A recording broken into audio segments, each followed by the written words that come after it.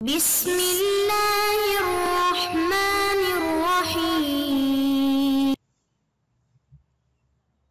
اعوذ باللہ من الشیطان الرجیم بسم اللہ الرحمن الرحیم۔ عزیز طلباء کرام، مصنف نے شیخ انصاری کے قول کو رد کرنے کے بعد صاحب فصول کے قول کو رد کرنے کے لیے ادلہ کو ذکر کیا، اور ان کے دلیل کا خلاصہ یہ تھا کہ ترتب ذی الواجب جو ہے یہ تمام مقدمات کے اثر میں سے بھی اگر ملایا جائے تو مجموعہ اثار میں سے ایک اثر یہ نہیں ہے۔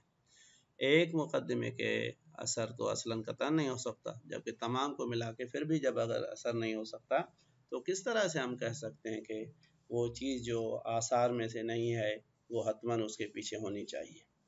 بس تمام وہ چیزیں جو مقدمات ہیں یہ اگر حاصل ہو بھی جائیں پھر بھی لازم نہیں ہے کہ فعل جو ہے وہ حاصل ہو، مگر یہ کہ جب مقدمہ جو ہے وہ فعل واجب یا ذی مقدمہ ہو اسباب تسبیبیہ اور تولیدیہ میں سے ہو اور مقدمات اس کے لیے علت، تو اس صورت میں بعد حصول مقدمات جو ہیں وہ فعل کا حاصل ہونا جو ہے وہ حتمی ہے۔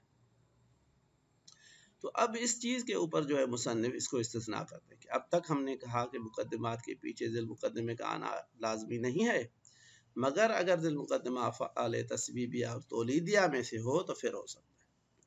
لہذا فرماتے ہیں نعم فیما کان الواجب من الاسباب التسبیبیہ والتولیدیہ کان مترتبا علیہ لا محالہ، کان مترتبا تو اس صورت میں ذی المقدمہ جو حتما مرتب ہوتا ہے، لا محالہ علی تمام مقدماتی اس کے تمام مقدمات کے حصول کے اوپر۔ کیوں؟ لعدم تخلف المعلول عن علتہ، کیونکہ معلول جو ہے وہ اپنی علت سے جو ہے وہ تخلف نہیں کرتا۔ جب علت کامل ہو جائے گی تو اکمال علت سے معلول کا آنا حتمی ہے۔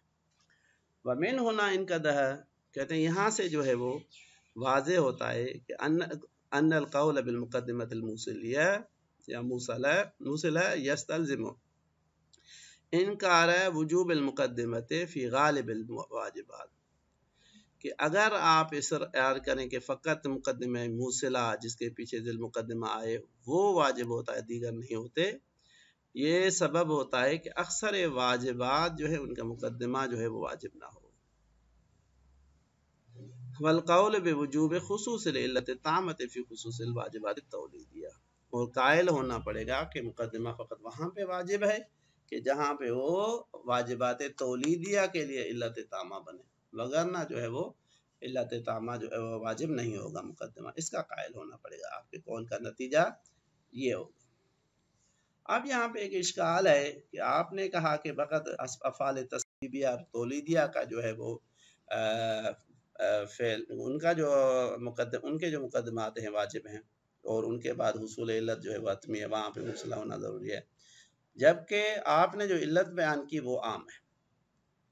آپ نے یہ کہا کہ معلول کے علت کے بعد معلول کا حاصل ہونا حتمی ہے، تو یہ تمام مقدمات میں شامل ہے۔ تمام مقدمات جو ہیں وہ علت ہوتے ہیں اپنے جو ہے نا وہ مقدمے کے ذی المقدمے کے لیے، لہذا کہتے ہیں ہر واجب کیونکہ افعال ممکنہ میں سے ہے اور ہر ممکن جو ہے وجوب میں آتا ہے، اس کے وجوب میں آنے کے لیے علت تامہ کا ہونا ضروری ہے، تو علت تامہ تو مقدمات ہوتے ہیں، لہذا فقط افعال تسبیبیہ اور تولیدیہ ہی نہیں بلکہ تمام افعال واجب افعال میں علت کے حصول کے بعد معلول کا حصول جو ہے وہ حتمی ہے، لہذا تمام مقدمات موصلہ ہوتے ہیں تو واجب بھی ہو جاتے ہیں۔ مصنف فرماتے ہیں کہ آپ نے یہاں پہ تین باتیں کی ہیں، تین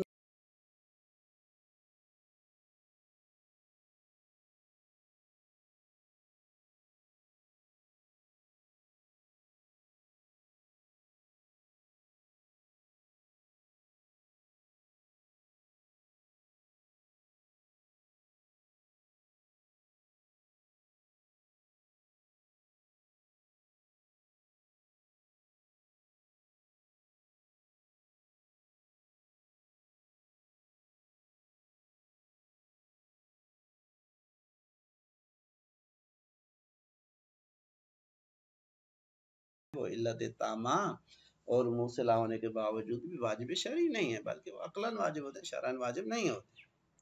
کیوں؟ کیونکہ تمام مقدمات کے حصول کے بعد فعل کا اور ذیل مقدمے کی طرف ارادہ کرنا اور اس کا قصد کرنا بھی لازمی ہے، اور جبکہ وہ قصد اور اختیار کرنا یا ارادہ اور قصد جو ہے وہ تو اختیاری نہیں ہے۔ پہلے ہم نے بحث کیا تھا کہ آیا ارادہ اور قصد جو ہے اختیار جو ہے وہ اختیاری ہے یا غیر اختیاری۔ ہم نے کہا اگر وہ اختیاری ہو تو پھر اس کے لیے قصد ارادہ کا ہونا لازمی آئے گا، پھر اس کے بارے میں سوال کریں گے کہ وہ قصد اور ارادہ اختیاری ہے یا نہیں، پھر اس کے لیے پھر قصد و ارادہ کرنا لازم آئے گا۔ تو یہ اس طرح سے تسلسل چلے گا۔ نتیجتاً ہم نے ثابت کیا تھا کہ قصد اور ارادہ خود جو ہے وہ اختیاری نہیں ہے۔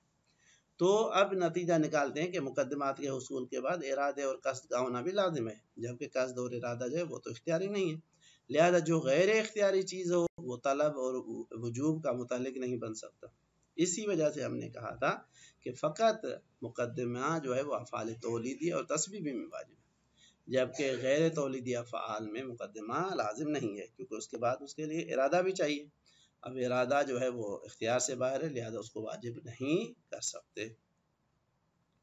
لہذا فرماتے ہیں فَإِن قُلْتَ کہ اگر تم یہ کہو ما من واجب الا وله علت تامہ۔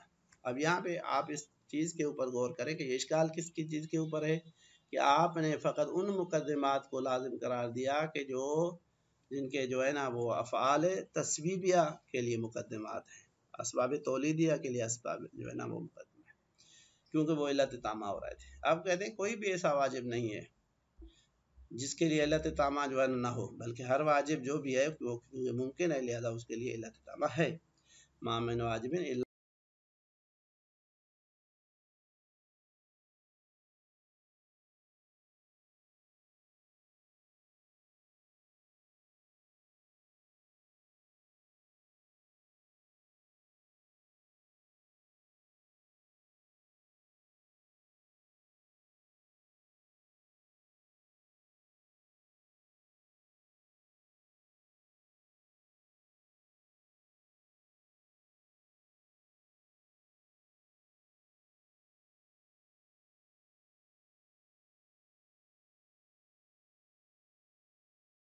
ایک کو مانتے ہیں کہ ہر فعل جو ہے واجب جو ہے وہ فعل ممکن ہے، اور یہ بھی مانتے ہیں کہ ممکن جو ہے وہ بدون علت نہیں آتا، علت تامہ ہوتی ہے اس کی، لیکن علت تامہ کبھی مختلف اجزاء پہ ہوتی ہے، لہذا کہتے ہیں نام ان استحال ہے صدور الممکن بلا علت، اگر یہ محال ہے کہ ممکن جو ہے وہ بدون علت جو ہے وہ صادر ہو، الا ان مبادئ اختیار الفعل الاختیاری من اجزاء علتی، لیکن فعل اختیاری کے جو مبادی ہیں ان مبادی اختیار جو ہیں یعنی اختیار کرنا بھی جو ہے یہ بھی جو ہے اس کے علت کے اجزاء میں سے شامل ہے، بس مبادی اختیاری فعل اختیاری جو ہیں وہ بھی علت کا حصہ ہیں۔ وَهِيَ لَا تَكَادُ تَتَّصِفُ بِالْوُجُوبِ، اور یہ مبادی اختیار جو ہیں، یہ اختیار کرنا جو ہے، یہ قصد کرنا جو ہے، یہ ارادہ کرنا جو ہے، یہ کہتے ہیں کہ یہ متصف بالوجوب نہیں ہو سکتا۔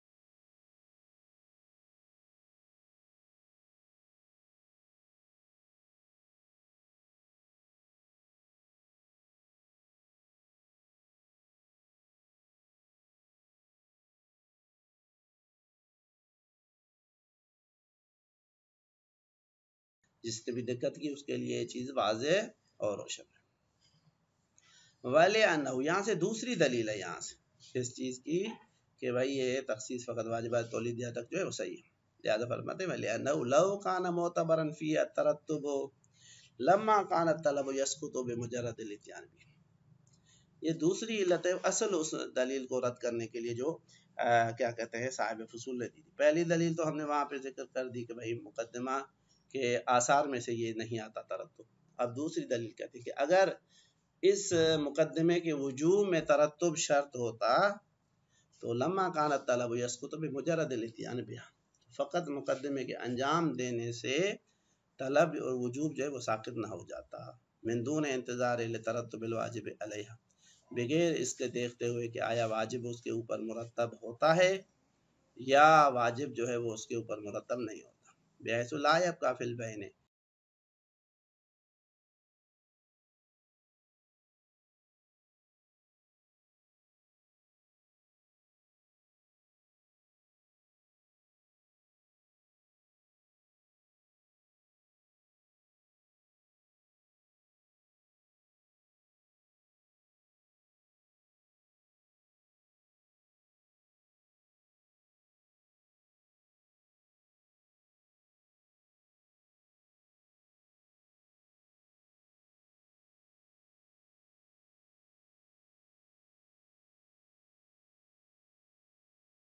دل مقدمہ انجام پایا یا نہیں پایا. ما ان الطلب لا يكاد يسقط الا بالموافقت او بالعصیان والمخالفت. اب یہاں تک یہ چیز تو واضح ہو گئی کہ بھئی طلب جو ہے وہ ساقط ہو چکی ہے. اب طلب کے ساقط ہونے کے تین طریقے ہیں، تین وجوہات ہو سکتی ہے، ممکنہ وجوہ. یا تو اس امر کی موافقت کی جائے، جس طرح سے مولا نے چاہا ہم نے انجام دے دیا، موافقت ہو گئی تو امر ساقط ہو گیا. یا مخالفت اور عصیان کیا ہے، اس وجہ سے امر ساقط ہو گیا. او بے ارتفاع موضوع تکلیف ہے، یا موضوع تکلیف جو ہے وہ ساقط ہو جائے تو طلب ختم ہو جاتی ہے. اب یہاں پہ یہ آخری دو تو نہیں ہے، تو حتماً جو ہے وہ پہلا مورد محقق ہو جاتا ہے. اب یہاں پہ کما سے جو ہے وہ مثال دیتے ہیں کس طرح سے موضوع تکلیف جو ہے وہ ساقط ہو جاتا ہے. کہتے ہیں کما فی سقوط الامر بالکفن والدفن، کہ جس طرح سے ہم کہیں کہ امر جو ہے وہ ساقط ہو جاتا ہے کفن اور دفن کا بھی. میت کو کفن دینا اور دفن کرنا لازمی ہے. کب؟ بسبب غرق المیت احیانا او حرقہ، کہ کبھی مثال کے طور پہ میت کلن غرق ہو چکی ہے سمندر میں، اب کون اس کو نکال کے اس کو غسل کفن دے گا؟ یا جل چکی ہے، ختم ہو چکی، خاک ہو چکی، اب وہاں پہ موضوع ہی نہیں ہے کہ جس کے کفن اور دفن کی بات ہے.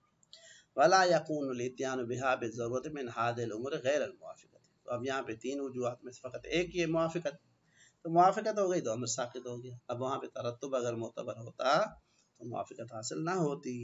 تو اس سے سقوط امر سے پتہ چلتا ہے کہ ترتب جو ہے وہ شرط نہیں ہے. بس نتیجہ جو ہے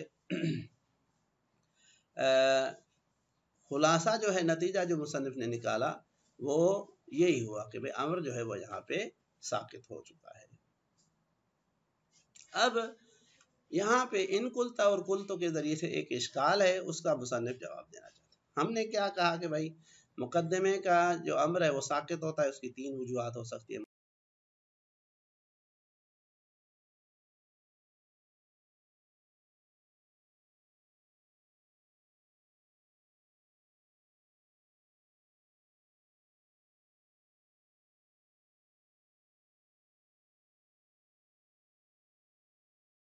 امر جو ہے وہ ساقط ہو جاتا ہے، اور وہ یہ ہے کہ جب امر مولا کا زمینہ ہی باقی نہ رہے. مثال کے طور پہ لباس نجس تھا، اس کو پاک کرنے کی ضرورت تھی، اور مولا نے کہا تھا کہ بھائی مثال کے طور پہ کپڑے کو پاک کرو، لیکن کسی اور نے جو ہے وہ میرے کپڑے کو دھو لیا، تو اب امر جو ہے وہ اس کا زمینہ ختم ہو جاتا ہے. اسی طرح سے غصبی پانی سے طہارت لباس کا پاک کرنا، یہ بھی جو ہے امر جو اغسل الثوب ہے قبل الصلاۃ سے پہلے، وہ جو ہے اس کا زمینہ باقی نہیں رہتا.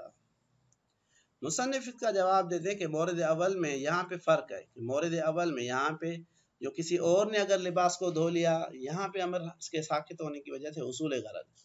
مولا ہمیں امر کیوں کرنا چاہ رہا تھا اغسل الثوب؟ کیونکہ وہ کپڑے کو پاک کرانا چاہتا تھا. اب جب کسی دوسرے نے اس کو پاک کر لیا ہے تو اس کی غرض جو ہے وہ تامین ہو چکی ہے. اب غرض کے حصول کے بعد تو اثر امر ہے ہی نہیں. ہاں البتہ یہ غیر پر امر واجب نہ تھا، لہذا اس کے اعتبار سے امتثال جو ہے وہ معنی نہیں رکھتی. اسی طرح سے مورد دوم میں غصب میں یا ارتکاب فعل حرام میں جو معنی تھا تعلق امر کا کہ اس کے ساتھ وجوب جو ہے نا تعلق پیدا نہیں کر سکتا تھا، وہ نہیں تھی. جبکہ معنی نفی میں مکلف کا جو فعل ہے وہ اختیاری ہے، وہ انجام نہ دینا حرام بھی نہیں ہے، انجام دینا جو ہے وہ حرام بھی نہیں ہے، لہذا وجوب کا اس کے ساتھ تعلق پیدا ہو سکتا ہے. لہذا یہاں پہ امر جو ہے وہ امتثال کے ذریعے سے ساقط ہو سکتا ہے. وہاں پہ نہیں ہو سکتا کیونکہ نہیں موجود تھی، یہاں پہ نہیں موجود نہیں ہے، لہذا ساقط ہو سکتا ہے. لہذا فرماتے ہیں ان کلتا کما یسقط الامر فی تلک الامور، کہ جس طرح سے امر جو ہے ان امور میں جو ساقط ہوتا ہے، یعنی ان تین امور کے ذریعے سے ساقط ہوتا ہے، موافقت سے، مخالفت سے اور ارتفاع تکلیف سے. کذالک یسقط بما لیس بالمأمور به فیما یحصل به الغرض منه، اسی طرح ساقط ہوتا ہے اس چیز کے لیے بما لیس بالمأمور به، اس کے ذریعے